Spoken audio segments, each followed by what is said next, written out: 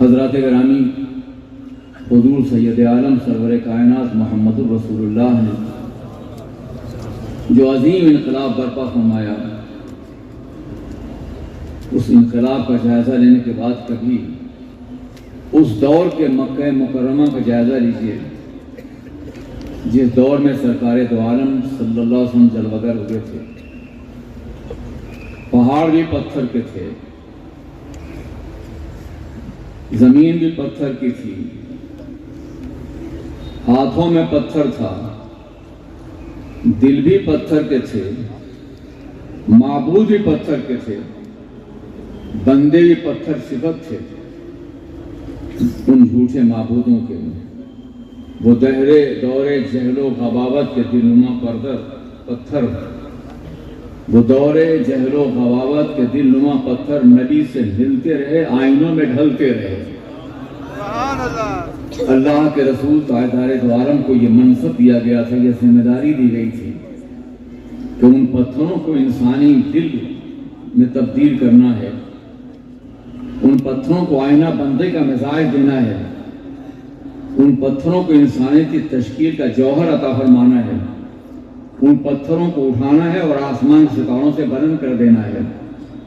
یہ وہ عظیم منصب تھا جو پیغمبر اعظم کو عطا فرمایا گیا، اور آپ نے دیکھا کہ 23 سال کی مختصر سی مدت میں آپ نے لاکھوں پتھر نما دلوں کو دھڑکتے ہوئے انسانی قلوب میں تبدیل فرما دیا، اور یہ سلسلہ آج تک جاری اور قیامت جاری رہے گا۔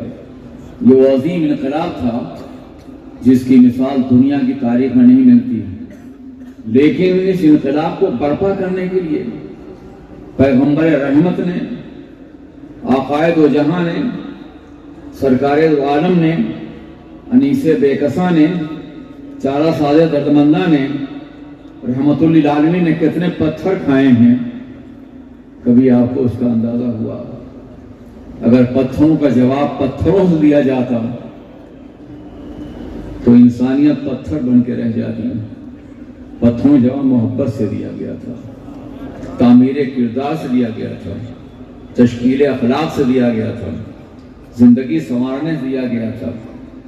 آئیے سب سے پہلے اس عظیم برپا کی ہوئے انقلاب کے کچھ گوشوں پہ نظر ڈالوں میں۔ آج کے دور میں تاریخ میں عظیم افراد، عظیم ایام کو منایا جاتا ہے، ان کا ذکر کیا جاتا ہے۔ مثال کے طور پر انسان غلامی کی زنجیروں میں جکڑا ہوا تھا، پوری دنیا سسک رہی تھی، انسان نے انسانوں کو اپنا غلام بنا رکھا تھا۔ ایسے دور میں جب انسانیت میں غلامی کی زنجیر توڑی گئی چند 100 سال پہلے، تو وہ دن سبھی مناتے ہیں، آزادی غلامہ کا دن، غلاموں کی آزادی کا دن۔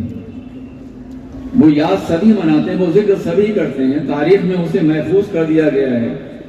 لیکن اگر دن منایا ہے، یاد منانی ہے، تو اس ذات کی مناؤ جس نے سب سے پہلے بلال کو آسمان ہدایت کا آفتاب کامل بنا دیا، جس نے سب سے پہلے غلامی کی زنجیریں توڑی۔ غلامی کی زنجیریں 18ویں صدی میں، 19ویں صدی کے آغاز میں توڑی گئیں، اور انہوں نے 1400 سال پہلے غلاموں کو آقائی کا منصب عطا فرمایا۔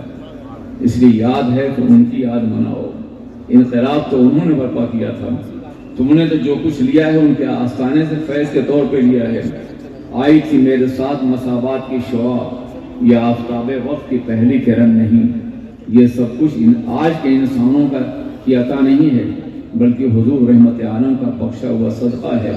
ان کے در کی بھیک ہے جو دنیا شعوری طور پر یا لاشعوری طور پر سمجھے ہوئے یا بغیر سمجھے ہوئے اسے قبول کر رہی ہے۔ لوگ دستور کا دن مناتے ہیں، ایک ایسی قوم جو وحشت و بربریت کے جنگل میں زندگی گزار رہی تھی، جس کے پاس کوئی قانون نہیں تھا، جس کے پاس کوئی دستور نہیں تھا، جس کے پاس مقننہ نہیں تھی، جس کے پاس عدلیہ نہیں تھی، جس کے پاس نظام عدل نہیں تھا، جس کے پاس فیصلے کا انداز نہیں تھا، جس کی لاٹھی اور اس کی بھینس یہ قانون تھا، جو طاقتور ہوتا وہ ظلم پہ ظلم کرتا چلا جاتا۔ حالانکہ وہ آج بھی ہو رہا ہے، لیکن بہرکیف وہ دور بہت وحشتناک تھا۔ ایسے دور میں ایک بیدار دماغ نے سوچا کہ ہمیں قانون بنانا ہے، ایک ایسا نظام بنانا ہے، ایک ایسا آئین بنانا ہے جس میں سسکتی ہوئی انسانیت کو سکون ملے، آدمی کو باضابطہ انصاف مل سکے۔ اس لیے اس نے قانون بنایا، ایک دستور بنایا، اسے نافذ کیا۔ دساتیر عالم میں بہت سے ایسے مقامات ہیں، بہت سے ایسے قومیں ہیں جہاں دستور سازی کا منصب عطا کیا گیا۔ عزیزان ملت اسلامیہ، یہ ایک اچھا قدم ہے، مگر سنو، دستور ضرور انسانوں نے بنایا ہوگا، مگر کل بھی میں نے بتایا تھا اور آج بھی کہ انسانی دستور کبھی بھی انصاف کے حقوق کو، انصاف کے تقاضوں کو پورا نہیں کر سکتے ہیں، بدلتے رہتے ہیں، انداز بدلتے رہتے ہیں۔ اس کے اوپر کوئی ایسی قوت نہیں ہے جو اسے نافذ کرنے کی صلاحیت رکھتی ہو۔ اس لیے اگر قانون کا دن منانا ہے، دستور کی یاد منانی ہے، دستور کا تذکرہ کرنا ہے، دستور پہ عمل کرنا ہے، تو اس خالق کائنات کا دن مناؤ جس نے قرآن پاک نازل کیا، سب سے عظیم دستور، سب سے عظیم نظام، سب سے عظیم آئین جو ہر دور میں یکساں رہے گا، ہر دور مفید رہے گا، اور ہر دور میں دنیا کے ہر طبقے کو مکمل انصاف دلاتا رہے گا۔ میرے عزیز ساتھیوں اور دوستوں، بہت سے لوگ آج کے دور میں مساوات کا دن مناتے ہیں، سب برابر ہیں، سب برابر ہیں۔ اگرچہ یہ دن ضرور منایا جاتا ہے، کہا ضرور جاتا ہے کہ ہم نے دنیا کو مساوات کا درس دیا ہے، مگر میرے عزیز ساتھیوں ذرا سوچو، تم نے پہلے دنیا کو تقسیم کیا اور پھر مساوات کا درس دے رہے ہو۔ تم نے پہلے دنیا کو عربی اور عجمی میں، مشرق اور مغرب میں، کالے اور گورے میں، پست اور بلند میں، برٹش ہے، یہ جرمن ہے، یہ انڈین ہے، پہلے تقسیم کیا اور پھر مساوات کی بات کر رہے ہو، انسانیت کی یکتائی کی بات کر رہے ہو۔ ذرا اس پیغمبر کی مقدس سیرت کو دیکھو، اس کے نظام کو دیکھو جس نے سب سے پہلے بتایا تھا لا فضل لعربین علی عجمین ولا لعجمی الا بالتقوی، کسی عربی کو اجمی پہ، کسی اجمی کو عربی پہ کوئی فضیلت نہیں ہے۔ نسب اور خاندان کے غرور ٹوٹے، زمینوں کی سرحدوں کو مٹا دیا گیا، انسانیت کی بنیاد پہ مساوات کا درس دیا گیا ہے۔ آئی تھی میرے ساتھ مساوات کی شعاع، یہ آفتاب وقت کی پہلی کرن نہیں، یہ اسلام نے یہ تصور دیا، کسی اور نے نہیں۔ آپ تقسیم کرتے ہو پھر ملاتے ہو، تقسیم ملن، ملت افرنگ کا مقصود، اسلام کا مقصود فقط وحدت آدم۔ ملتوں کی تقسیم دنیا والے کرتے ہیں، مگر اسلام تو دراصل وحدت آدم کی بوجھ کرتا ہے۔ سارے آدمی ایک ہیں، کلکم من آدم و آدم من تراب، تم سب آدم کی اولاد ہو، خواہ تم عربی ہو یا عجمی ہو، کالے ہو یا گورے ہو، مشرق ہو یا مغرب پہ ہو، کسی بھی قوم سے متعلق ہو، آدم کی اولاد کو ہو، اور آدم کو مٹی سے پیدا کیا گیا تھا۔ تم اپنی تخلیق کی بنیاد کو فراموش مت کرنا، تم سب برابر ہو۔ یہ تصور کس نے دیا؟ یہ انداز کس نے دیا؟ دنیا میں آج کل ماں باپ کا دن منایا جاتا ہے، ماں باپ کا دن، ایک مرتبہ سال میں ایک کارڈ بھیج دیا، daddy you are the best father, آپ بہت بڑے فادر، بڑے اچھے ہیں، اور سال بھر بھولے رہے، ان کی خلاف ورزی کرتے رہے، احکامات کو توڑتے رہے، ان کی پرواہ بھی نہیں کرتے رہے۔ مجھے یاد ہے میامی کے ایک ہوٹل میں بیٹھا ہوا تھا، دو میاں بیوی ایک دوسرے کے سہارے سے اندر داخل ہوئے۔ یاد رکھو، ان میں کوئی تنہا نہیں چل سکتا تھا، بلکہ دوسرے کے سہارے سے۔ کوئی چیئر خالی نہیں تھی، میرے پاس دو کرسیاں میرے قریب تھی، میں نے ان کو بٹھایا، انہیں کافی پیش کی، شکریہ ادا کیا انہوں نے، اور کہا، میں نے پوچھا کہ آپ کا کوئی ہے بیٹے اور بچے؟ اور کہا ہاں، ایک کینیڈا میں ہے، ایک شکاگو میں ہے، دو لڑکے ہیں میرے، کبھی آتے ہیں وہ؟ کہا نہیں، وہ کبھی کارڈ بھیج دیتے ہیں کرسمس میں، اور کبھی موقع ملا تو سال دو سال میں آ جاتے ہیں۔ بڑھاپا تنہا گزر رہا تھا۔ مگر سنو، اگر ماں باپ کا دن منانا ہے تو اس رسول کا دن مناؤ جس نے ماں باپ کی دعاؤں کو نبی کی دعا کے برابر قرار دیا ہے۔ دعا والدین لولدی کا دعائی لکم، دعا والدین لولدی کا دعائی لکم، باپ کی دعا اپنے بیٹے کے لیے ایسی ہے جیسے کہ میری دعا اپنے امت کے لیے ہے۔ اگر ماں کا دن مناؤ تو اس رسول کا دن مناؤ جس نے کہا ماں کے قدموں کے نیچے جنت ہے، ہماری جنت ماں کے قدموں کے نیچے ہے۔ اور اگر ماں کا دن مناؤ باپ کا، تو اس نبی کا دن مناؤ جس نے ہر نماز میں اپنے ماں باپ کے لیے باضابطہ دعائیں کی ہیں۔ آج استاذ کا دن منایا جاتا ہے، استاذ کا دن مناؤ، اس معلم اول کا دن مناؤ جس کا معلم خود پروردگار عالم ہے۔ وَعَلَّمَكَ مَا لَمْ تَكُنْ تَعْلَمْ وَكَانَ فَضْلُ اللَّهِ عَلَيْكَ عَظِيمًا۔ اللہ نے آپ کو سب کچھ سکھایا جو آپ نہیں جانتے تھے، آپ پر اللہ کا بے پناہ فضل تھا، اور جس نے استاذ کی عظمت کو دنیا کے سامنے پیش کیا۔ اس طرح سے آپ جس بھی اعتبار سے دنیا کی تاریخ میں دنوں کے منانے کا تصور کریں گے، آپ کو سب سے پہلے بارگاہ رسول میں جانا پڑے گا، اسلام کی تاریخ میں جانا پڑے گا، اسلامی نظام کو سمجھنا پڑے گا، اسلام کے آئین کو۔ مگر دنیا میں یہ مساوات اور برابری اور غلامی کی زنجیروں توڑنے کا جو نصاب پیش کیا گیا، اس کے لیے رسول پاک نے زحمتیں برداشت کی ہیں۔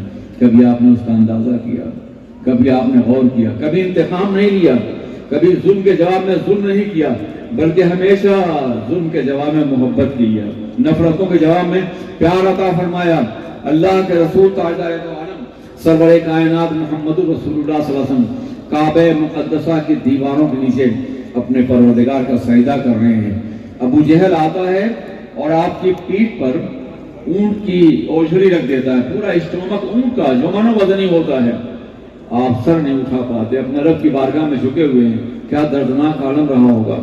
جناب فاطمہ الزہرا 8 سال کی ہیں، انہوں نے اپنے حجرے سے دیکھ لیا، حاضر ہوئیں اور اپنے ہاتھ سے اٹھایا، اور اٹھانے کے بعد کچھ کہنا چاہ رہی تھی مگر آپ کو خاموش کر دیا گیا۔ حضور رحمت عالم نے اس کا کوئی جواب نہیں دیا۔ جناب امیر حمزہ رضی اللہ تعالیٰ عنہ ابھی اسلام نہیں لائے تھے، عرب کے بہت بہادر تھے، عظیم انسان تھے، ان کی کنیز دیکھ رہی تھی۔ جب وہ گھر گئے تو انہوں نے کہا کہ آپ شکار کر رہے ہیں، عرب کے بہادر ہیں، اور آپ کا یتیم بھتیجا کعبہ مقدسہ کے دیواروں کی زخم برداشت کر رہا ہے، کچھ خیال ہے آپ کا؟ خون نے جوش مارا، آپ گئے، ابو جہل کو آپ نے بالوں سے پکڑا، کعبہ کی زمین پہ اس کے سر کو رگڑا اور کہا سنو، آج کے بعد اگر تم نے میرے بھتیجے پہ انگلی اٹھائی تو تمہاری آنکھیں اپنے حلق میں محفوظ نہیں رہیں گی، میں توڑ دوں گا تمہارا ہاتھ۔ ان کے غضب، ان کے جلال کو دیکھ کے ابو جہل خاموش ہو گیا۔ عرب ان کی عظمت کو مانتا تھا، تسلیم کرتا تھا، وہ خاموش ہو گیا۔ اس کے بعد ظلم کا راستہ بند کر دیا۔ مگر جب آپ حضور کے گھر میں گئے اور کہا بھتیجے غم نہ کرنا، میں نے ابو جہل کو سزا دی ہے، آئندہ وہ تمہارے اوپر ہاتھ نہیں اٹھائے گا، تو آپ نے کہا، آپ کی آنکھوں میں آنسو تھے، آپ نے کہا چچا، آپ نے اگر ابو جہل کو خوش مارا ہے یا سزا دی ہے تو میں اس سے خوش نہیں ہوں۔ اگر آپ مجھے خوش دیکھنا چاہتے ہیں تو اس خدا کی بارگاہ میں جھک جائیے جس کی بارگاہ میں محمد کی پیشانی جھکی ہوئی ہے۔ آپ اندازہ فرمائیں کیا جذبہ تھا، کیا درد تھا، کیا سوز دنو تھا، کیا آہ دل تھی، تبلیغ کا کتنا عظیم جذبہ تھا۔ آپ کبھی بھی انتقام کا راستہ آپ نے کبھی اختیار نہیں کیا، ہمیشہ محبت کا راستہ اختیار کیا، ہمیشہ پیار کا راستہ اختیار کیا۔ حضور سید عالم سرور کائنات کی سیرت کا ہر لمحہ، ہر گوشہ ان باتوں کی مکمل گواہی دیتا ہوا نظر آتا ہے۔ آپ جانیں شعب ابی طالب نے جب آپ کو سوشل بائیکاٹ کے ذریعے سے گرفتار کیا گیا اور آبادی سے الگ کر دیا گیا اور 2 پہاڑوں کے بیچ میں 3 سال مکمل گزارنے کا راستے بند کر دیے گئے، کوئی غذا نہ پہنچے، کوئی کھانا نہ پہنچے، کوئی ملنے کے لیے جائے، ایک معاہدہ عربوں نے کر لیا تھا اور معاہدے اور کعبے کی دیوار پہ لٹکا دیا تھا، کوئی بھی سہارا نہیں تھا، کوئی بھی ذریعہ نہیں تھا۔ صحابہ کرام نے زحمتیں برداشت کی، صحابہ کے بچوں نے باضابطہ گھاس کھائی، چٹیر میدان میں دھوپ کی شدتیں برداشت کی اور ایسے میدان میں تکلیفیں گوارا کی، پیاس کی شدت برداشت کی۔ کبھی کبھی ایسا ہوا کوئی چمڑا مل گیا، اسے بھگا کر کے باضابطہ طور پہ قیمہ بنایا گیا اور اس سے پیٹ کی پیاس بجھائی گئی، بھوک بجھائی گئی۔ ان حالات سے حضور گزرے، صحابہ کرام، آپ کے اہل خانہ گزرے، بنو ہاشم کے لوگ گزرے۔ یہ 2 سال نہیں، 1 سال نہیں، 2 سال نہیں، 3 سال مکمل طور پہ قید و بند کی مشقتیں برداشت کی۔ مگر جب وہاں سے نکلے تو انتقام کا کوئی جذبہ آپ کے اندر نہیں تھا، بلکہ عفو درگزر کا مزاج تھا۔ اور اس کے بعد وہاں سے سوچا مکہ پتھروں کی سرزمین ہے، یہاں کچھ پیدا نہیں ہوتا ہے، یہاں سبزہ نہیں ہوتا ہے، یہاں ابر بارندہ ہر وقت برستا نہیں ہے۔ طائف نرم زمین ہے، وہاں پیداوار بھی ہوتی ہے، پھل پھول بھی ہوتے ہیں، وہاں دل نرم ہوں گے. جب زمینیں نرم ہوتی ہیں تو دل بھی نرم ہوتے ہیں. اس خیال سے آپ نے تبلیغ کے لیے طائف جانا پسند کیا. وہاں گئے مگر کافر پہلے سے پہنچ گئے تھے. ایک دیوانہ آ رہا ہے معاذ اللہ، نقل کفر باشد، اور تم اس کا ویلکم نہ کرو، اسے پتھروں سے مارو، اسے واپس کر دو. آپ نے دعوت کا آغاز ہی کیا تھا کہ پتھر باری ہو گئی. آپ نے واپس آنے کا فیصلہ کیا تو اتنے پتھر برسائے گئے کہ پورا جسم ناز لہو لہان ہو گیا. اور اس کے بعد ایک باغ میں آپ نے قیام فرمایا. باغ میں جو نگرانی کر رہا تھا اس نے آپ کو دیکھا، پانی پیش کیا. آپ نے اپنے خون کو دھلا اور اس کے بعد آپ نے بسم اللہ الرحمن الرحیم پڑھا کھجور کھانے کے لیے. اس نے کہا آپ کون ہیں؟ یہ کلمہ آپ نے کہاں سیکھا ہے؟ یہ تو ہمارے یہاں پیغمبر کی تعلیم تھی، انہوں نے ہمیں اس کلمہ سکھایا تھا، جناب یونس علیہ السلام کی. آپ نے یہ کلمہ کہاں سیکھا؟ میں بھی یونس کا ایک بھائی ہوں، میں بھی پیغمبر بن کے بھیجا گیا ہوں. اس نے اسلام قبول کیا. یہ پہلا انسان تھا جو اس راستے میں مسلمان ہوا. پتھروں کے ماحول میں، زخموں کے ماحول میں، درد کے ماحول میں، تکلیف کے ماحول میں. اور اس کے بعد جب آپ آگے بڑھے تو حضرت جبریل کو اللہ نے بھیجا. جناب جبریل آئے، کہا کہ جاؤ میرے پیغمبر کو دیکھو کتنی مشقتیں برداشت کر رہے ہیں، ان کی مدد کرو. وہ آیا اور کہا یا رسول اللہ اگر آپ کہیں تو طائف کی دونوں پہاڑیوں کو میں طائف والوں پہ ڈال دوں اور یہ کچل جائیں. تو آپ نے فرمایا نہیں جبرائیل ایسا نہ کرو، میں رحمت بنا کے بھیجا گیا ہوں، عذاب بنا کے نہیں بھیجا گیا ہوں. مجھے یقین ہے کہ ان کی اولاد سے وہ قوم بھی ابھرے گی جو میرے دین کو اکناف عالم تک پہنچا دے گی. دیکھیے یہ ہے نفرت کا جواب محبت سے. عزیزان ملت اسلامیہ، سرور کائنات کی مقدس سیرت طیبہ، ان کا مقدس پیغام مکمل اس کی تعلیم دیتا ہے.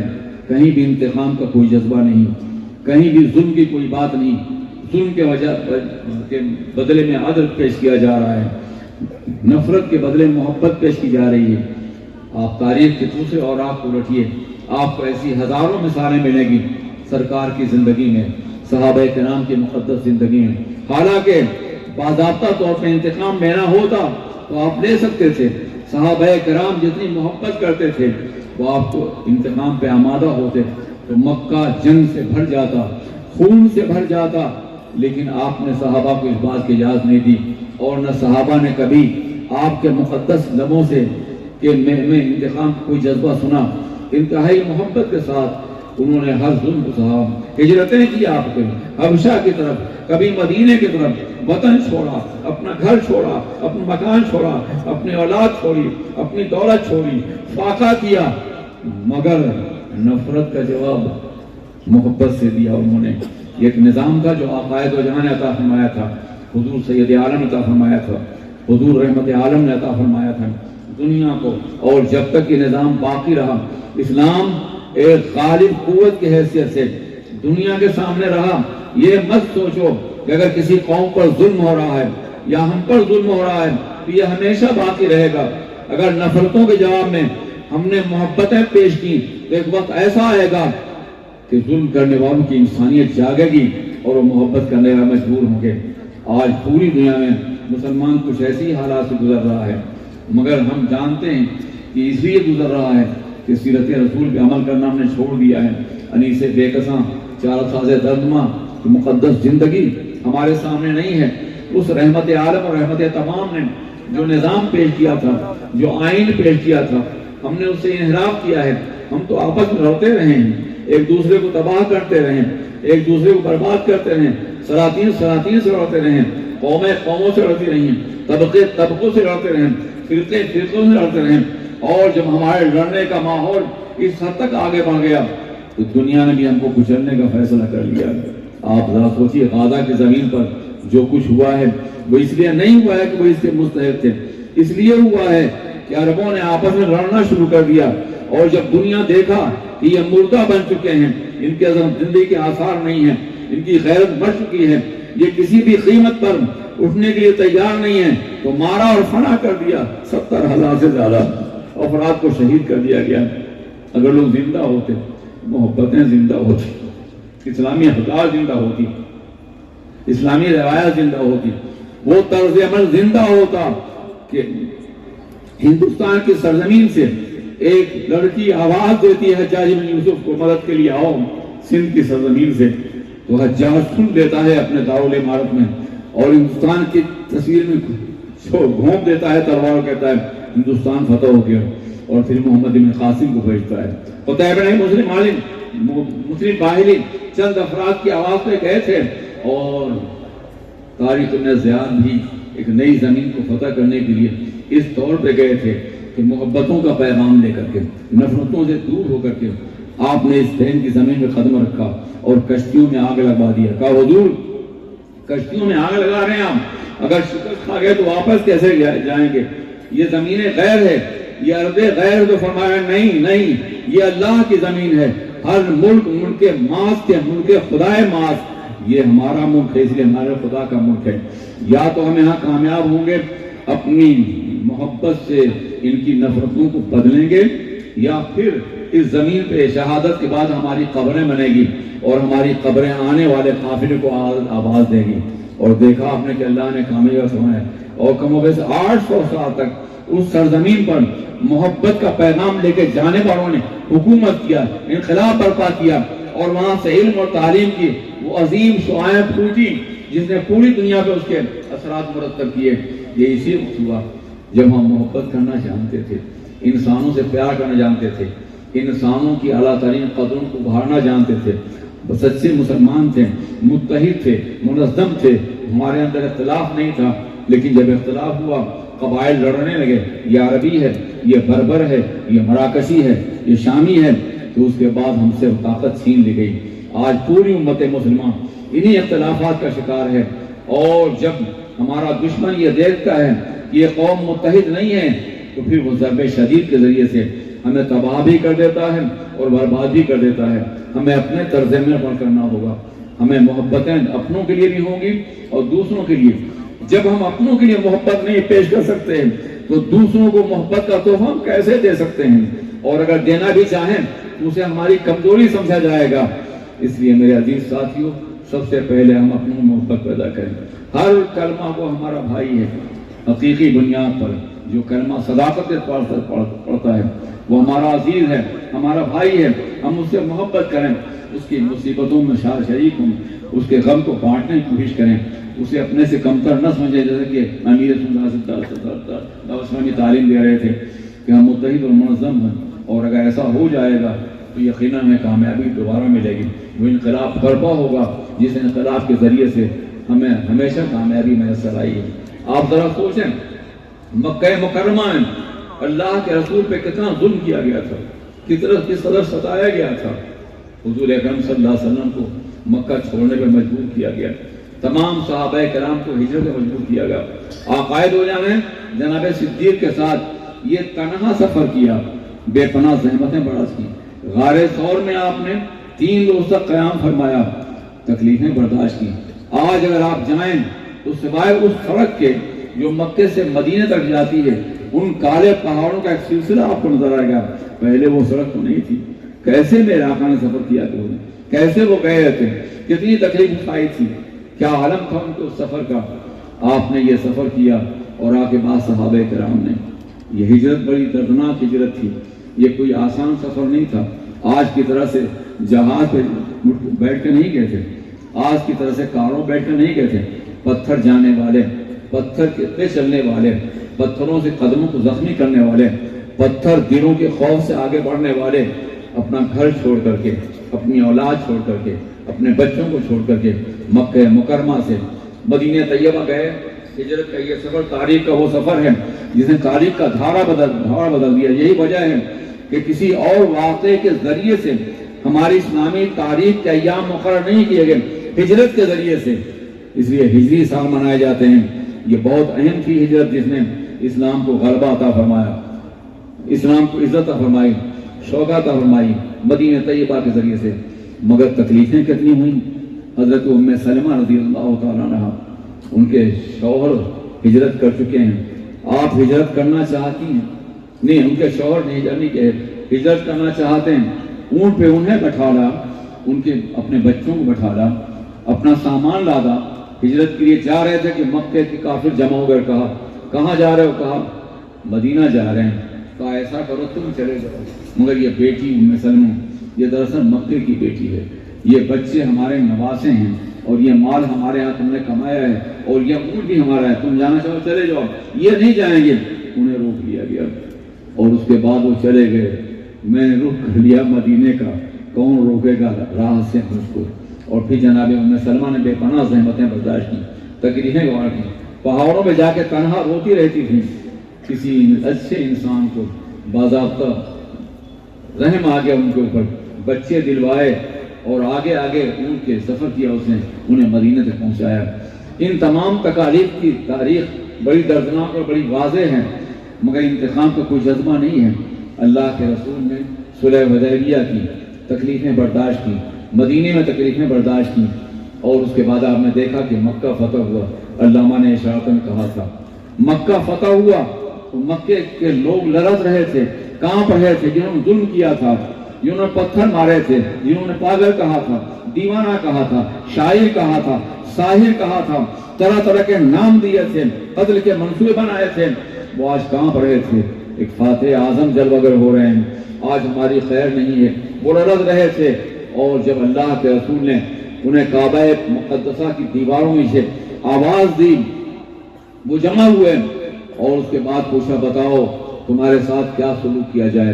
انہوں نے کہا کہ ہم نے بڑا ظلم کیا ہے، زیادتی کی ہے، ہمیں اپنا انجام معلوم ہے، مگر ہم جانتے ہیں آپ ایک شریف خاندان سے، ایک شریف باپ کے بیٹے ہیں، ہمارے ساتھ ممکن ہے شرافت کا سلوک کریں، جبکہ ہم اس کے مستحق نہیں ہیں۔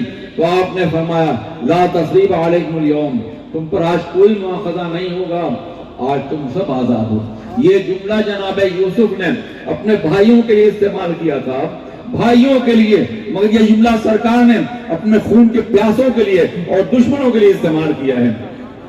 نفرت کو محبت سے تبدیل کرنے کا مزاج آپ یہاں دیکھ رہے ہیں، کیسے انقلاب برپا ہوا، اور آپ نے دیکھا کہ وہ سارے لوگ جو نفرتوں کے پالے ہوئے تھے وہ سب کے سب اسلام میں داخل ہو گئے۔ اذا جاء نصر اللہ والفتح ورأیت الناس یدخلون فی دین اللہ افواجا، جب اسلام جلوگر ہوا اور فتح مکہ ہو گیا تو لوگ فوج در فوج داخل ہو گئے۔ مکی زندگی میں چند گنے افراد ایمان لائے تھے، لیکن فتح مکہ کے بعد انقلاب برپا ہوا اور پورا عرب دامن رسالت سے وابستہ ہو گیا۔ یہ محبت تھی جس نے نفرت کو شکست دی، جس نے ظلم کو شکست دیا، جس نے ذاتی کو شکست دی، اور اس کے ذریعے سے اسلام ایک عظیم قوت بن کے ابھرا۔ میرے عزیز ساتھیوں، اسلام کے اندر خود ایک بڑی طاقت ہے، اسلام کی قدرت فطرت میں خدا نے لچک دی ہے، اتنا ہی یہ ابھرے گا جتنا کہ دباؤ گے۔ جہاں میں اہل ہیما صورت خورشید جیتے ہیں، ادھر ڈوبے ادھر نکلے، ادھر ڈوبے ادھر نکلے۔ عظیم ہے اسلام، ایک زندہ مذہب ہے، ایک زندہ کتاب کا حامل ہے، ایک زندہ نظام کا حامل ہے، ایک زندہ قوتوں کا حامل ہے۔ اسلام زندہ ہے، اس کی کتاب زندہ ہے، اس کا نظام زندہ ہے، اسلام کا خدا حی لا یموت ہے، اسلام کا نبی زندہ ہے۔ پھر ہم کیوں مر رہے ہیں؟ اس لیے کہ ہمارے یہاں زندگی کے آثار نہیں ہیں۔ ہمیں بھی زندہ ہونا چاہیے، اور اس کے لیے ضروری ہے کہ اسلام پہ عمل کریں، سرور کائنات کی سیرت پہ عمل کریں، ان کی حیات طیبہ پہ عمل کریں، ان کے نظام زندگی پہ عمل کریں، ان کو اپنا رول ماڈل بنائیں، ان کے اسوہ حسنہ کو اپنی زندگی میں داخل کریں۔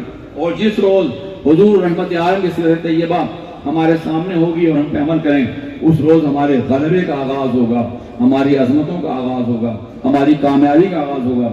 دنیا کی قوم، کوئی قوم مسلمان شکر نہیں سکتی ہے، لیکن اب بھی ہم مایوس نہیں ہیں۔ اتنا عظیم الشان جلسہ اور اتنے عظیم الشان لوگ ایک شخص کی آواز پر، اس کے درد دل پر، اس کے سوز دنوں پر، اس کی آہ سبکائی پر، اس کے نالہ نیم شوی پر جمع ہو جاتا ہے، تو اس کا مطلب یہ ہے کہ ابھی ہمارے پاکستان کچھ چنگاریاں موجود ہیں جنہیں بھڑکایا جائے تو ایک عظیم قوت بن سکتے ہیں۔ آپ کو جو تعلیم دی جاتی ہے، بتایا جاتا ہے، خدا را اس پر عمل کریں۔ اللہ تعالیٰ آپ کو کامیابی سے ہمکنار کرے۔ بڑا وسیع موضوع ہے انشاءاللہ، پھر کبھی گفتگو ہوگی۔ مجھے ہمیشہ اپنے وقت کا اور آپ کے وقت کا خیال رہے۔ میرے عزیز ساتھیوں، ایک بات کا وعدہ کریں، الحمدللہ یہ لاکھوں کا مجمع ہے، لیکن آج یہ وعدہ کریں کہ اگلے سال جب اجتماع ہوگا تو ہر آدمی ایک آدمی کو لے کے آئے گا۔ طے کر لیجیے، کریں گے نا آپ یہ روز؟ ہر آدمی ایک آدمی کو لے کے آئے گا تاکہ یہ مجمع دگنا ہو جائے۔ اور امیر سنت دعوت اسلامی کا اور علماء کا پیغام وہ سننے کی کوشش کریں۔ میں مشکور ہوں حضرت امیر کا اور آپ سب لوگوں کا کہ آپ نے میری بات سنی، اور اس کے ساتھ ساتھ وہ سارے پیغامات جو مختلف مجلسوں میں مختلف ذریعے سے پہنچائے جاتے ہیں ان پہ عمل کریں۔ اس تحریک کو عالمگیر تحریک جو پڑھنے کی طرف قدم اٹھا چکی ہے بنانے کی کوشش کریں۔ السلام علیکم ورحمۃ اللہ وبرکاتہ۔